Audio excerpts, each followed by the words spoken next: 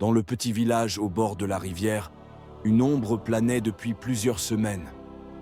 Des enfants disparaissaient mystérieusement.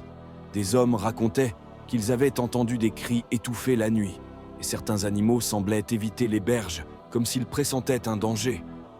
Les anciens du village murmuraient des histoires de crocodiles géants qui n'étaient pas naturels, des créatures anciennes capables de disparaître et de réapparaître à volonté. Les parents vivaient dans la peur constante.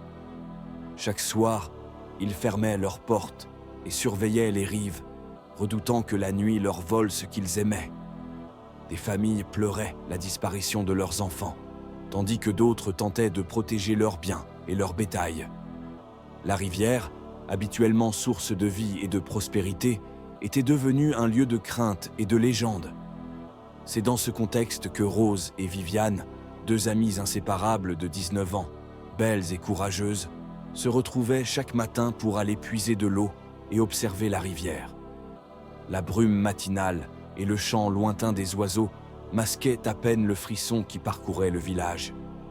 Elles avaient entendu parler des disparitions, mais leur jeunesse et leur curiosité les poussaient à explorer, tout en restant prudentes.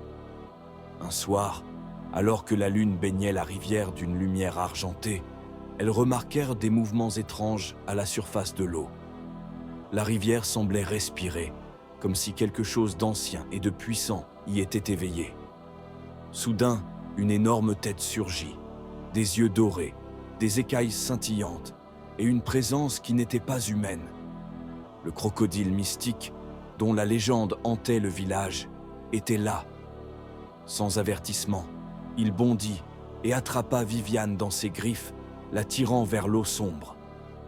Rose, horrifiée mais déterminée, saisit une branche et frappa le monstre avec toute sa force. Le combat fut épique, l'eau éclaboussait, la pluie s'intensifiait, et la nuit résonnait des rugissements du crocodile. Rose esquiva, frappa encore et encore, jusqu'à ce qu'elle réussisse à tirer Viviane hors de l'emprise de la créature. Tremblantes, couvertes de boue et d'eau, elles se serrèrent dans les bras l'une de l'autre. Le crocodile, les yeux toujours dorés, retourna lentement dans la profondeur de la rivière, disparaissant dans la brume, comme s'il n'avait jamais été là.